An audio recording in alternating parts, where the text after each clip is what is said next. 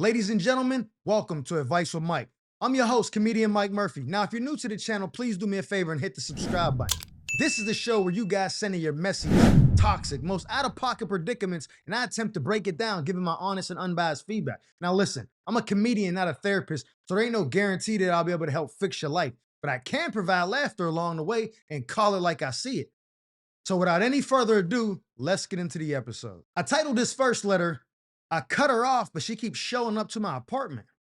You say, yo, Mike, I need your help before this turns into something messy. So a few months back, I'm casually sleeping with this girl who lives in my building. Pissing where you eat? That's nasty work. She said no strings attached, no relationship talk, just late night link ups and a mutual understanding. Like this video if you think she's full of shit. But that changed when I met somebody I actually wanted to build with, had a real connection with, and real potential. Wifey material. Yeah, I'm here for it. So I ended things with the other girl. I didn't ghost her though. I told her straight up that I was seeing somebody and I wanted to take it seriously. Honesty is the best policy. She acted cool at first, said she respected it. But since then, she been popping up at my apartment randomly. Myron from Players Club. Nah, that's nasty work. Knocking on my door late at night asking if we can talk. Talk? Something tells me she's not there to talk. Showing up when she knows my new girl might be over. Nah, she's sabotaging the new joint and hating. That's toxic. But I'm here for it. She even tried to casually run into us in a parking garage, and she gave my girl this look like she knew something that she didn't. Yo, what's her Instagram? Nah. It's for market research purposes and whatnot. I haven't done anything wrong since ending it, but now I feel like I'm the one getting punished for trying to do the right thing. Yo, Mike, I'm trying to be faithful and start fresh, but this girl is not letting it go. Am I tripping or is this sabotage? Nah, my boy, you broke the golden rule. Never shit where you eat. I got a joint right now in my building. She walked past my Ring camera every day. Slender 6'1" runway model built joint. Fire. NBA Jam. Better than a 2-year-old. I be wanting to open the door like, hey, how you doing, miss? You know what I'm saying? You live in the building? But you know why I don't? Because of the fact that she walked past my Ring camera, I know there's only 3 other apartments at the end of the hallway and she live in one of them. I'm never getting rid of her if I dip my joint into her pool of love. Blow her back through the mattress. That's a wrap. We go together now. Cause she gonna be doing the same thing, popping up, you know what I'm saying? As soon as she see me in there with a new joint, nah, you messed up. But my advice to you, just to get ahead of it, because the more secretive you be about it, the new joint gonna be like, yo, why shorty be, you know what I'm saying? She gonna think you still splashing in the goods. You gotta be like, yo, could you come over? I wanna, have a call. Nah. Don't even bring her over. Cause you don't want shorty popping up, interrupting what you trying to say. Say, yo, can let's go get coffee or something. Take her to somewhere nice and quiet, but like, yo, I'm really feeling you, right? I like you. We getting along. She can be like, yeah, babe, everything is going good. But before we met, I was cracking this joint down, you know what I'm saying, in the building. Little no string, little fun girl. I was hitting that thing. Met you opened me up like garage doors. I was like, bruh, I need this. Told Shorty straight up, respectfully, yo, we had fun, you know what I'm saying? I got something over here I really want to get with. So I'm going to dead this. Respect though. And she was like, oh yeah, definitely. Now she popping up when she think you there. Luckily you ain't never been there because I seen you taking little jujitsu on your Instagram. You might have, I don't know what they do, but you might have did something to her. But I'm just telling you, that's what it is. I ain't got nothing going on with her, but she's trying to sabotage the love we building. I just wanted to let you know that up front because I don't want you to think I'm doing something behind your back, being sneaky. I'm being honest with you. That girl gonna respect that like crazy. And if she got a little drop of toxic in her, which I like, I like more than a little drop. You know what I'm saying? Give me like a laundry detergent cap full of toxic in my joints. I like that. If she got that in her a little bit, she'll be like, oh, no, that's cool. Let her, next time she knock on the door, I'll answer it. Then she gonna open up the door. And when she start talking with the hand, when she transform into a loving hip hop character, shorty at the door is either gonna have to show and prove and put hands on her and might get folded up. Or she gonna be like, oh, I'm sorry. And she gonna step off and go home and be vexed. Because she got pressed and she ain't getting the pipe no more. Pause. That's what you gotta do. Keep it a buck with your new shorty. Tell her exactly what it is. Matter of fact, show her the girl's Instagram. So in case she bump into her in the lobby or something, or in the parking garage again, she might pull her to the side and give her the one-on-one. Yo, me and so-and-so, we together now, right? I had a little thing. He told me you wasn't really nothing. You was a little fun. I'm saying something to do when he ain't had nothing lined up. She gonna play her like that. Girlie gonna be like, oh, he said that about me? Yeah, he said, you wasn't really nothing. That's why it was so easy to cut you off for somebody like me. And then shorty gonna be really vexed. She might cause you a little bit more pause, but if your girl could do the rumbling, that's not gonna be an issue. But keep it a buck with your girl. Don't even communicate with shorty no more, but do that ASAP. Stay alert, stay alive. I titled this next letter, I'm laughing, but ain't nothing funny. He said, yo, Mike, I think I messed up by pretending I was okay with something that was low key crushing me. So a few weeks ago, out of nowhere, my wife tells me she been faking her orgasms. Holy shit. Not just once or twice, I'm talking the whole relationship. Well, we can stop reading this letter right now. You're cooked, my boy. She said it in a calm, like almost sweet way. Like, I love you so much. Everything else is perfect.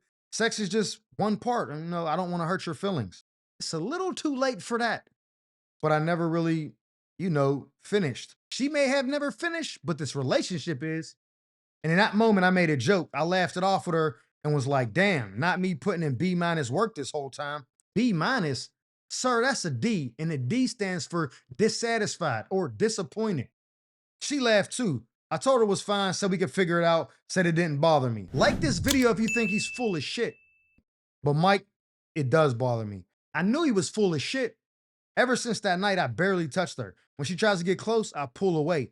I'm not even mad at her. I'm really more embarrassed. As you should, fam. I feel stupid. Like I was living in a fantasy and she just popped a bubble. And now every time we're in bed, I start overthinking. I feel like I'm on trial. Like every move I make, I'm being judged. Even if she says she's enjoying it, I don't trust it anymore. That's called PTSD, post-traumatic sex disorder, or however you say it. The worst part is I miss her. I miss our intimacy, but I'm scared to go back in there and feel like I'm a failure all over again. I don't want to lose my marriage over something like this, but I also don't know how to stop feeling insecure about it. What do I do, Mike? Can you help me with this, or am I cooked? Now, you really in a pickle in this one, quite a conundrum, because that ain't like that's your girlfriend, so you really can't just break out. That's your wife. Y'all got mad timing together. You know what I'm saying? I don't know why she told you that. Like, I don't know, for the love of me, I don't know why she brought that up if it wasn't an issue to her to the point where she wanted y'all to work on it. Like, I could see if she brought it up like, yo, look, I've been faking it for a grip. We need to figure this out because I love you. Everything else is good. But this, me doing you and then backing out the rose once you leave to finish the job is nasty work. I don't want to cheat. What we going to do? That would have been different because she's bringing something up so the problem could be resolved. And that's the difference between men and women, right? Oftentimes women don't want their problems solved. They either want a pity party, they enjoy being a victim, or they like the problem they have. They just want to vent. Men, on the other hand, we are conditioned to hear an issue and immediately think of ways to solve it. Oh, this is what's going on. Well, how can we fix that? That's where men and women are different. And sometimes, not all women, but sometimes women don't realize men are like that and they bring a problem to us just to talk about it, not knowing that the man is going to take that problem and say, no, how can I fix this? Especially when he's the problem. You know what I'm saying? You can't come to me and say, yo, you don't treat me right, you don't do this, but nah, it's all good. What? Nah, I gotta fix this. You know what I'm saying? Now I'm in hyper drive trying to correct this so the problem can be resolved. So the fact that she just brought that up just like Kiki and like, hey, I don't know, I never finished, but let's go. Give me a kiss, babe. Have a good day. Your lunch is packed. Nah, I'm out. I'm calling off. Because now I'm gonna get my hand caught up in the saw at work. I work down at the factory because I'm thinking about not putting the pipe down on you the right way. You know what I'm saying?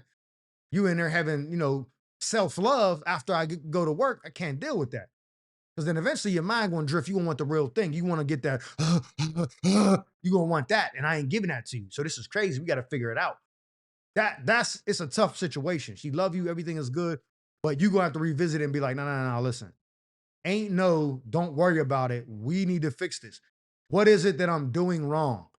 What is it that you like to be done? Next time we do it, guide me. You're just gonna have to be a student. Make her, no, slow it down. Nah, go all the way in.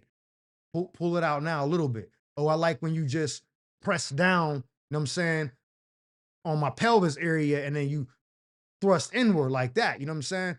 I had a shorty, she like this. This is gonna get a little graphic.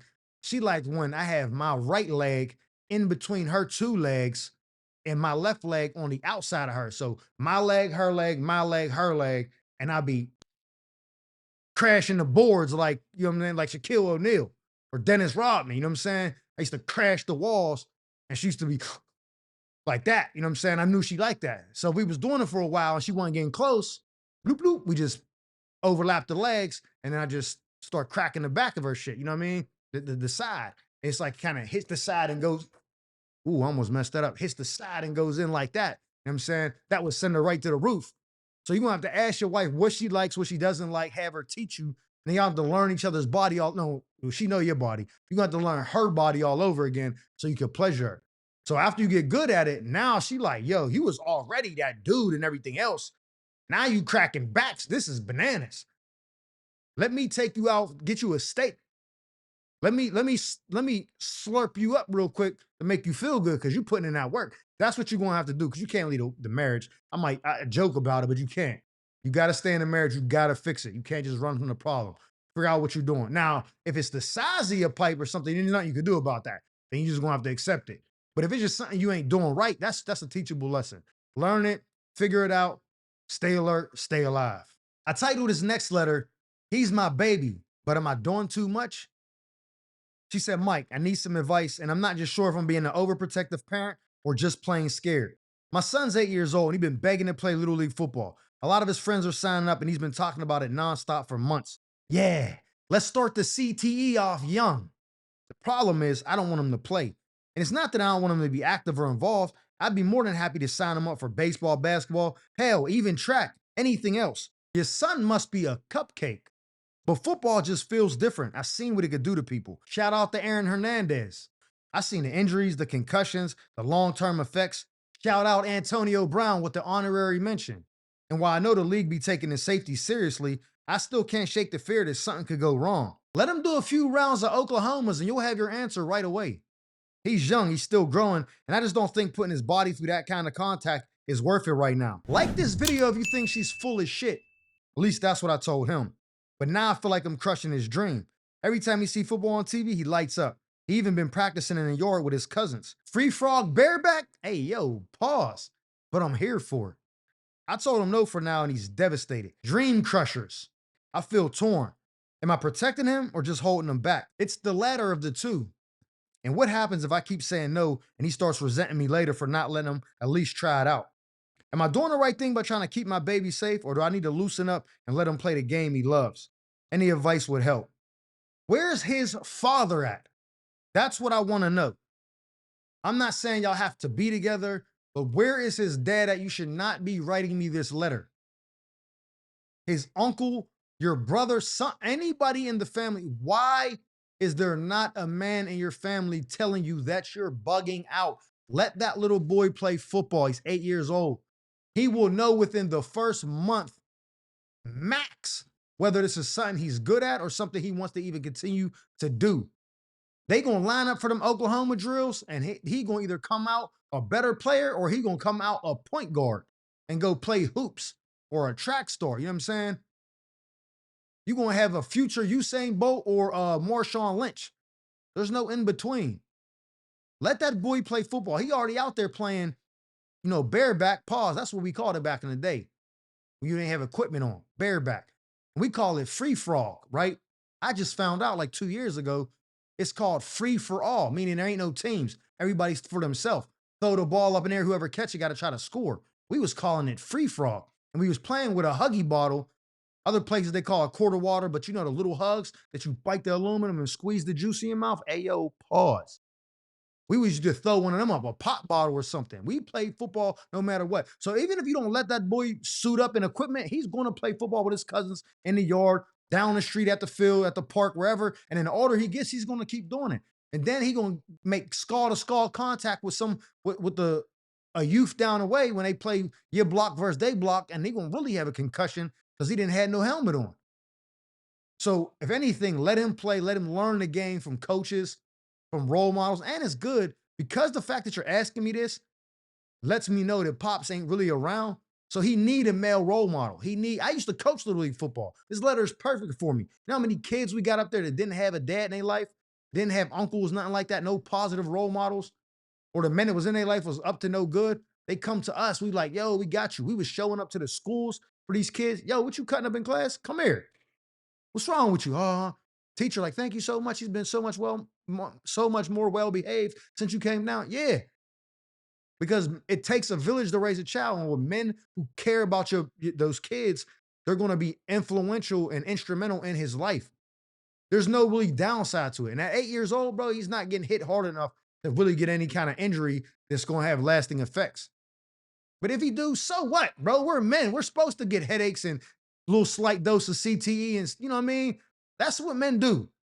He's not a woman. If he want to play football, let him play football. Sign him up. Go talk to the coaches. Tell them your concerns. And you know what they're going to tell you?